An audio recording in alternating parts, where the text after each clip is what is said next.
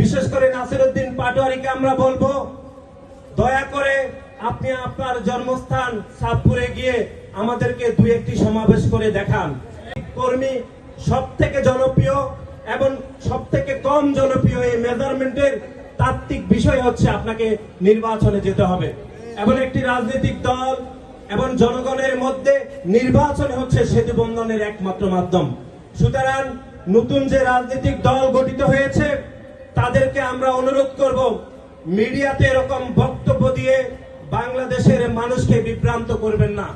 বিশেষ করে নাসিরউদ্দিন পাটোয়ারিকে আমরা বলবো, দয়া করে আপনি আপনার জন্মস্থান সাতপুরে গিয়ে আমাদেরকে দুই একটি সমাবেশ করে দেখান। তারপরে আমরা বলতে পারবো যে বাংলাদেশে আপনি আপনার আসনটি পাবেন নাকি 300 আসন পাবেন, সেটি জনগণ আসলে বিচার বিশ্লেষণ করবেন। আমরা তো এখনো পর্যন্ত নতুন যে রাজনৈতিক দল গঠিত হয়েছে তারা ঢাকার বাইরে একটিও জনসভা করেছেন কিনা, যে জনসভাতে অন্তত আমাদের তিতিমির কলেজের আজকের জনসভাতে যত নেতাকর্মী উপস্থিত হয়েছে আমরা কিন্তু গণমাধ্যমে দেখিনি।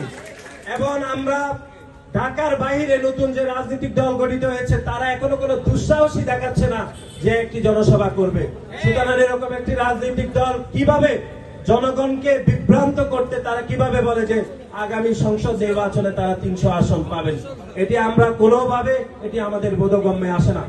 এবং সর্বশেষ আপনারা জানেন গতকাল নির্বাচন কমিশনে গিয়ে তারা আমাদের যে জাতীয় প্রতীকের যে অংশ বিশেষ করে শাপলাকে তারা তাদের প্রতীক হিসাবে চেয়েছেন।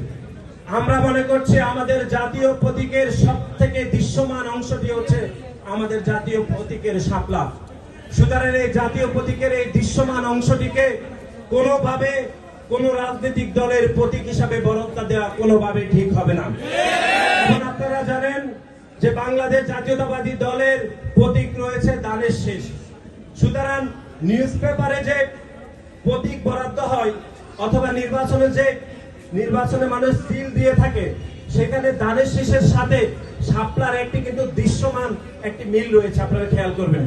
সুতরাং গ্রামের খেটে খাওয়া মানুষ যারা অনেকে হয়তো পড়তে পারেন না, পড়তে সক্ষম নয়, তাদের পক্ষে ধানের শীষের প্রতীক এবং শাপলা প্রতীকের ব্যবধান করা অনেক বেশি কষ্টকর হয়ে যাবে, অনেক বেশি কনফিউজিং হবে।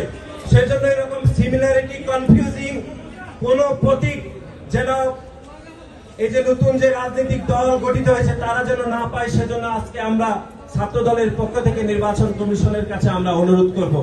এবং আপনারা জানেন যে এই শাপলা প্রতীকটি কিন্তু এর আগেও অনেক রাজনৈতিক দল চেয়েছে, সেক্ষেত্রে কিন্তু নির্বাচন কমিশন তাদেরকে কিন্তু বরাদ্দ দেয়নি। সুতরাং আমরা মনে করি যে অন্যায় দাবিটি এই যে নতুন রাজনৈতিক দল করেছে শাপলা প্রতীক চেয়ে, যদি নির্বাচন কমিশন অন্যায়ভাবে কোন রাজনৈতিক দলকে যদি দিয়েও থাকে তাহলে যারা পূর্বে এটির আবেদন করেছিল তাদেরকে দেওয়া উচিত বলে আমরা মনে করি। কিন্তু কোনোভাবে জাতীয় প্রতীকের শাপলা কোনোভাবে কোন রাজনৈতিক দলের প্রতীক হতে পারে না বলে আমরা স্পষ্টভাবে মনে করি। সেজন্য নির্বাচন কমিশন এই বিষয়ে তাদের সুস্পষ্ট ব্যাখ্যা সহ তাদের সিদ্ধান্ত জানাবেন বলে আমরা মনে করছি।